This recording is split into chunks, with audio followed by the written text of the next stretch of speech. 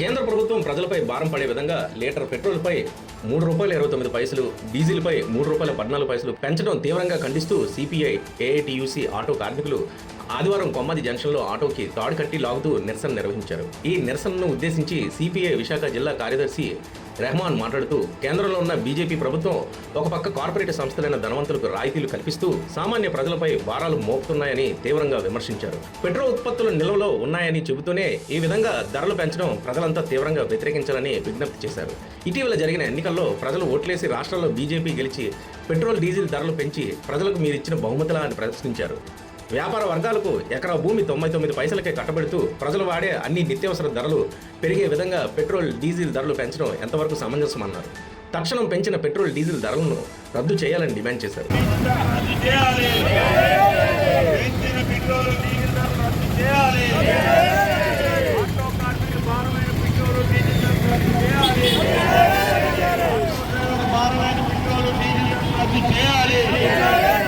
పెంచిన petrol, diesel ధరలు రద్దు చేయాలి. పెంచిన పెట్రోల్, డీజిల్ ధరలు రద్దు చేయాలి. ఆటో కార్మికుల భారమైన పెట్రోల్, డీజిల్ ధరలు తగ్గించాలి.